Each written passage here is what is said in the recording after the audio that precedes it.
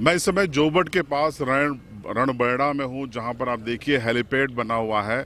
अब से थोड़ी देर बाद मुख्यमंत्री शिवराज सिंह चौहान यहां पर लैंड करेंगे और स्वागत के लिए यहां पर आप देखिए मौजूद हैं क्षेत्रीय सांसद गुमान सिंह डामोर साहब हैं, धाकड़ साहब हैं, गरोड के बीजेपी के एमएलए हैं, जिलाध्यक्ष हैं वकील सिंह जी, माधो सिंह जी मौजूद हैं। चर्चा करेंगे। सर, 3 साल बाद मुख्यमंत्री का आगमन हो रहा है, इसको आप कैसे देखते हैं, खासकर जब उपचुनाव सामने है? देखिए, बीच में 15 महीने भारतीय जनता पार्टी की सरकार नहीं थी। उसके बाद हमारी सरकार बनी और हमारे प्रदेश के यशस्वी मुख्यमंत्री माननीय शिवराज सिंह जी का एक ही सपना है कि जो हमारा जनजाति समाज है इसको कैसे आगे लाएं, कैसे मजबूत करें, और उसी दिशा में आज का दौरा है। यह सही है कि उपचुनाव भी सामने हैं, परंतु वर्तमान में जो दौरा है वो हमारे क्षेत्र की समस्याओं के समाधान को लेकर है। और मैं ऐसा समझता हूं कि आज हमारे मुख्यमंत्री जी क्षेत्र के लोगों को कई सौगातें देंगे। किन सौगातों की सर उम्मीद है? क्योंकि लंबे समय से engineering college, medical college, agriculture college और कन्या महाविद्यालय अलीराजपुर में कई मांगे ऐसी उठती रही हैं, क्या उम्मीद है आपको? देखिए, जो मैंने जोबट विधानसभा क्षेत्र का भ्रमण किया, अलीराजपुर का भ्रमण किया, तो ये जो आपने जो मांगें की है, ये मांगें तो बहुत पुरानी मांगें हैं और इन मांगों को पूरा करने के लिए मैं लगातार केंद्र सरकार के संपर्क में हूँ और ये मांगें सब केंद्र सरकार से संबंधित है। जहाँ तक राज्य सरकार का सवाल है, तो हमारे जोबट की जो सबसे बड़ी पुरानी मांग है वो है 100 बिस्तर के अस्पताल की, और इस मांग को हम जन जन की मांग कह सकते हैं। तो जो भी जन जन की मांग होगी वो हमारे प्रदेश के यशस्वी मुख्यमंत्री परम आदरणीय शिवराज सिंह जी पूरा करेंगे। सर, 10 साल से कठियावाड़ा इलाके के लोगों की मांग है एक अच्छी सड़क, सैंक्शन होने के बाद भी नहीं बन पा रही है।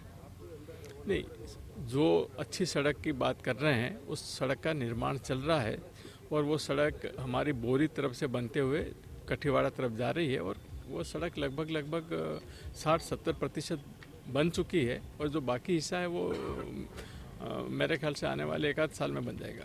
कमलनाथ जी ने सर एक ट्वीट किया है, कहा कि ये सियासी दौरे हैं, जन दर्शन करना था तो कई दूसरी जगह भी जा सकते थे, एक कटाक्ष किया उन्होंने। कमलनाथ जी के पास अब ट्वीट करने के सिवाय कुछ बचा नहीं है। इस प्रदेश की जनता ने कमलनाथ जी को बुरी तरीके से नकार दिया है और पूरे देश से कांग्रेस को नकार दिया है। तो अब कांग्रेस सिवाय छीटा कसी के कुछ कर नहीं सकती है। डॉक्टर साहब, आप क्षेत्र में घूमे हैं, बैठक ली है, आपको क्या लग रहा है, संभावनाएं कैसी देखते हैं आप बीजेपी के उपचुनाव में? देखिए, बीजेपी के शासन में शिवराज सिंह जी ने जनता के हित में जितने काम किए हैं, आज कांग्रेस के पास गिनाने के लिए कुछ नहीं है। जितने गरीबी हटाने का सार्थक प्रयास नरेंद्र जी मोदी जी के आने के बाद में शिवराज सिंह जी के कार्यकाल में जनता के हुए हैं, वो आज इतने ढेर सारी योजनाएं बनी, उसका परिणाम आज धरातल पर नज़र आ रहा है। और इसलिए निश्चित रूप से विकास के इतने बड़े काम हुए हैं, निश्चित रूप से जनता का सहयोग मिलेगा और भाजपा चुनाव जीतेगी। दादा, क्या उम्मीद है, नाराजगी लोगों की दूर होगी?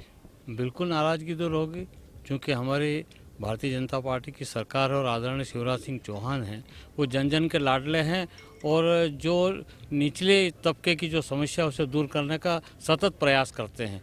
और उसी का परिणाम है कि आज़ादी के 70 साल तक कांग्रेस ने राज किया और आज 15 साल 17 साल भाजपा के राज में देखो कितना विकास हो रहा, आर्थिक उन्नति को बढ़ी है और जो समस्या वो निश्चित रूप से दूर की जाएगी। अंतिम सवाल जिलाध्यक्ष जी आपसे, संगठन कितना तैयार है चुनाव के लिए? संगठन भारतीय जनता पार्टी हर दृष्टि से तैयार है। हम लोग बूथ स्तर से ग्राम केंद्र तक हम लोग चुनाव के लिए हर स्तर से तैयार है।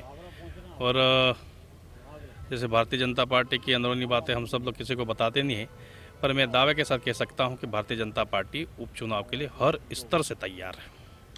तो आपने सुना, सांसद जी को यहाँ स्वागत के लिए तैयार हैं और उम्मीद है कि मुख्यमंत्री के इस दौरे के बाद बीजेपी यहाँ पर उपचुनाव में गेन करेगी, ऐसा उनको उम्मीद है। मुख्यमंत्री जी के आने के बाद लगातार हम आपको 7 घंटे तक लाइव बताने की कोशिश करेंगे। नेटवर्क के अनुसार बने रहिएगा आप झाबुआ अलीराजपुर लाइव के साथ।